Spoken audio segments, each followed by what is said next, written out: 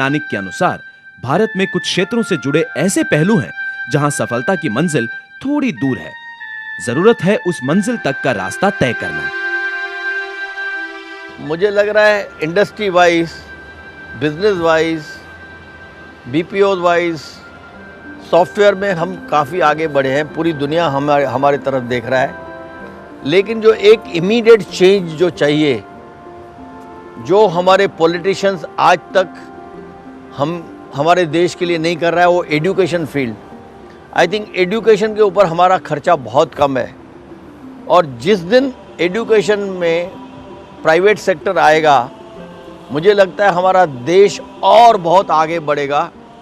हमारे billions of dollars हम America में हमारे स्टूडेंट्स देते हैं एडमिशन लेने के लिए, और आप 2000 साल की 1500 साल की हिस्ट्री देखो कि चाइना से, जापान से लोग हिंदुस्तान में पढ़ने के लिए आते थे।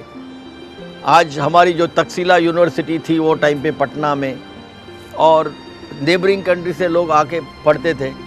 तो मुझे लगता है कि जिस दिन एजुकेशन फ्री हो जाएगा, एजुकेशन में प्राइवेट सेक्टर आएगा, हिंदुस्तान का नक्शा बदल जाएगा, और गवर्नमेंट को ज़्यादा में ज़्यादा पैसा जो बजट में फंडिंग करना चाहिए, एजुकेशन के ऊपर बहुत ध्यान देना चाहिए। नानिक मानते हैं कि आज के युवाओं को अपनी जिम्मेदारियों का एहसास है, लेकिन उनके लिए हर क्षेत्र में मौजूद विकल्पों तक पहुंचने के लिए माध्यम बनाना जरूरी है। हम लोग as an individual Indians, we are number 1 in the world. We are scientist देखो, बिजनेसमैन देखो, लेकिन एक जगह जो जापान आ गया है, उसका मेन सीक्रेट क्या था? Team work. जिस दिन हम लोग टीम वर्क का मतलब समझेंगे और नौजवान समझेंगे जो अभी आ रहा है, मुझे लगता है हिंदुस्तान की हिस्ट्री चेंज हो जाएगी। और ये ज़्यादा दूर नहीं है, क्योंकि यंगस्टर्स में मैं देख रहा हूँ टीम वर्क का एक आदत आ रही है जो बड़े लोगों में नहीं था। Because we are very good as an individual, but we are very poor in the team. और इसमें पॉलिटिशियन का बहुत बड़ा रोल होना चाहिए, क्योंकि politician they are the trend setters, they are the decision makers.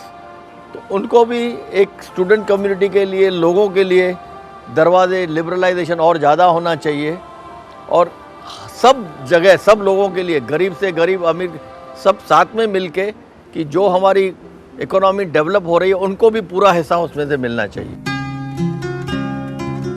नानिक से जुड़ा हर व्यक्ति इस बात को मानता है कि नानिक हमेशा लोगों से जुड़े रहते हैं।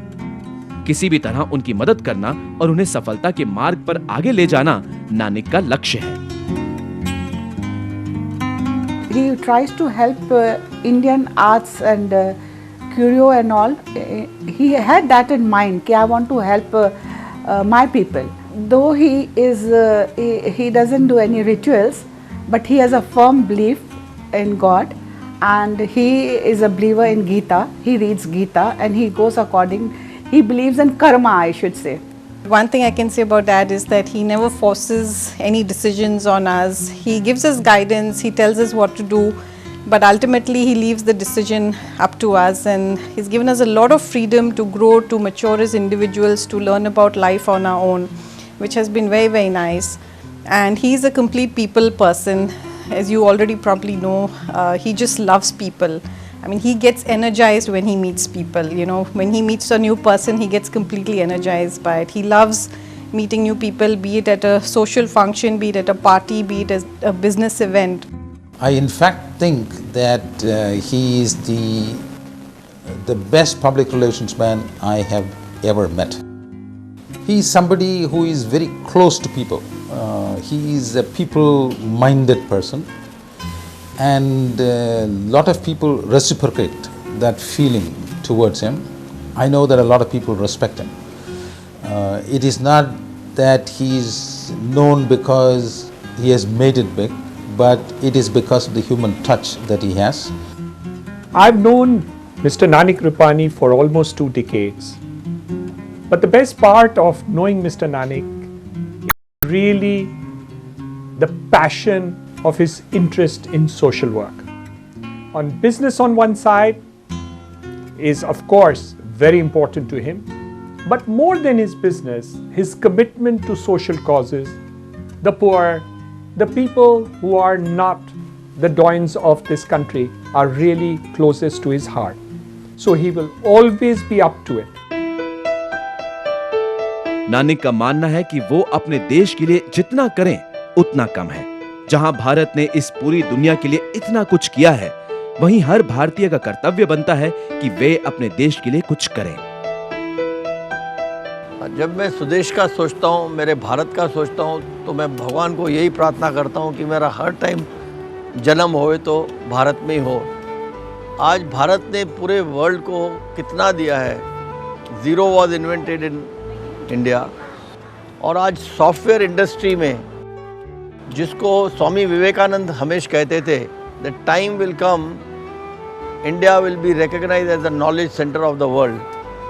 आज वो सच बात हुआ है। पूरी दुनिया हिंदुस्तान के तरफ देख रही है कि जो स्नेक चार्मर्स और एक गवार और एक गांव वाले समझते थे, आज हिंदुस्तान के लोगों को लोग इतना बड़ा मानते हैं कि मुझे याद है एक टाइम मैं ट्रैवल कर रहा था प्लेन में, तो मेरे बाजू वाले का कुछ लैपटॉप कंप्यूटर नहीं चल रहा था। तो मुझे उसने पूछा कि आप मेरे को ये ठीक करके देंगे।